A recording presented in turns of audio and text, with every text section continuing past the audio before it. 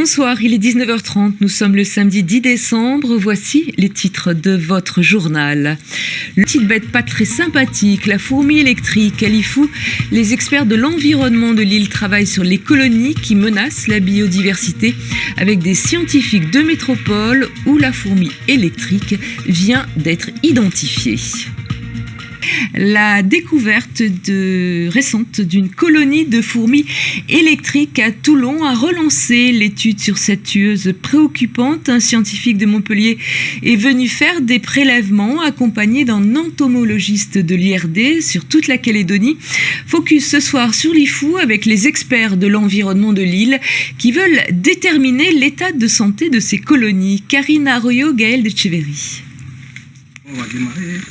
Forêt de Rodier, au sud de l'IFOU, à la récolte de leurs habitats préférés. Faut pas que ce soit trop sec, faut pas que ce soit trop humide. Et donc elle utilise les cavités disponibles sous les pierres, dans la végétation, sous les feuilles de la litière. Voilà. Sous l'écorce, une vie grouillante d'ouvrières venimeuses. Elle tue les autres fourmis, les invertébrés, handicape les animaux et les humains.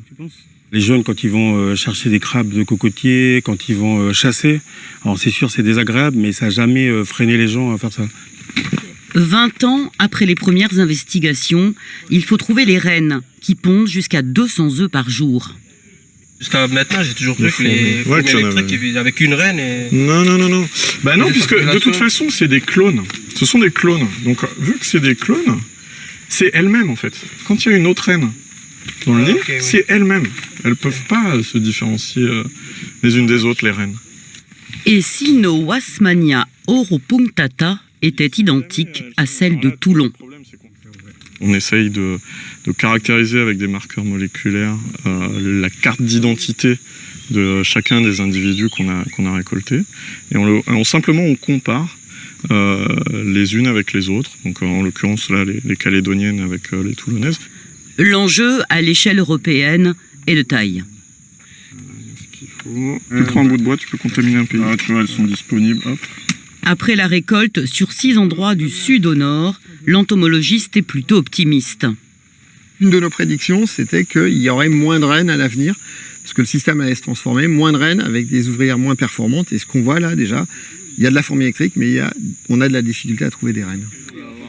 Ici, à Nang, elles sont en net recul.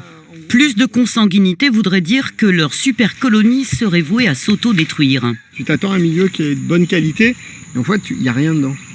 Et en fait, ça indique souvent qu'il y a eu de la fourmi et qu'elle s'est effondrée, mais derrière, elle a tellement eu un impact qu'il n'y a rien qui reconnaisse derrière. Il va falloir avoir du temps pour que ça revienne, quoi.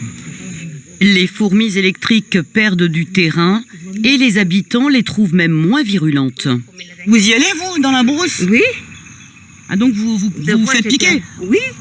Mais c'est pas grave. C'est pas grave, je fais comme ça, Oui, puis l'habitude. ça gratte après, puis ça y est, c'est fini. Fabrice Wachapo en profite pour faire de la pédagogie scientifique et environnementale sur le long terme. La fourmi électrique, elle fait partie maintenant de l'environnement dans lequel on est. Donc on va apprendre à travailler avec et ça va nous permettre aussi d'améliorer nos pratiques agroécologiques sur nos systèmes de culture. Et comme un symbole de renouveau, à Eatho, infesté 20 ans plus tôt, des fourmis calédoniennes endémiques réapparaissent plus vivantes que jamais avec leur descendance.